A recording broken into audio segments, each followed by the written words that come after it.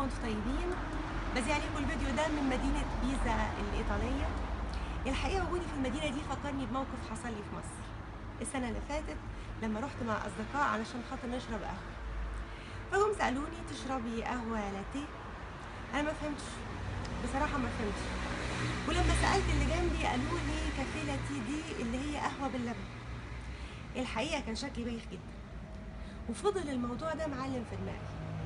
الحقيقة أصل كلمة كافيه لاتيه دي اللي هي بالإيطالي كافيه لاتي، فالحقيقة أنا مش فاهمة إحنا لا مننا سميناها كافيه لاتي إيطالية كده جميلة، ولا مننا قلناها بالعربي لغتنا الحلوة الجميلة قهوة باللبن. برضه من المواقف الغريبة جدا الاستفزازية لما تبص تلاقي حد بيقول إيه أنا رايح آخد شاور، مع إن من 20 سنة كنا بنقول عليها أنا رايح آخد الدش، ودي كلمة على فكرة فرنسية رايقة جدا، وما كانش عيب ابدا حد يقول انا رايح استحمى.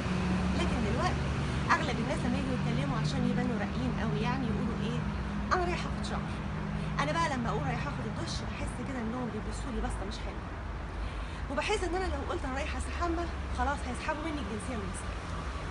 الحقيقه مش عيب ابدا ان احنا نضيف بعض الكلمات على لغتنا كنوع من التغيير، الهزار، الضحك.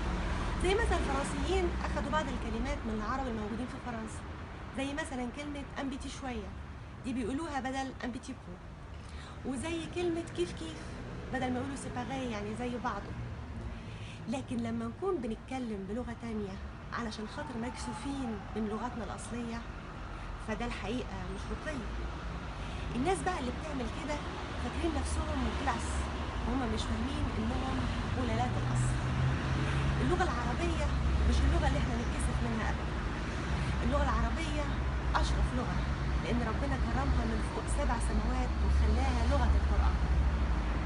فالحقيقة احنا واجب علينا إن احنا يكون عندنا أصل في لغتنا العربية، ولازم نعرف إن اللغة أول دلائل الانتماء، اللغة هوية.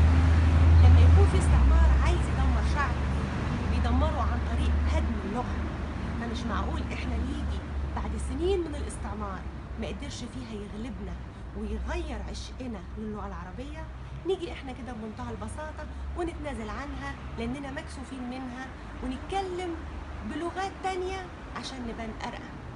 الرقي في الانتماء، الرقي في الاحتفاظ بهويتنا، الرقي في لغتنا العربية. كل سنة وانتم طيبين، وتحياتي رانيا حجاز.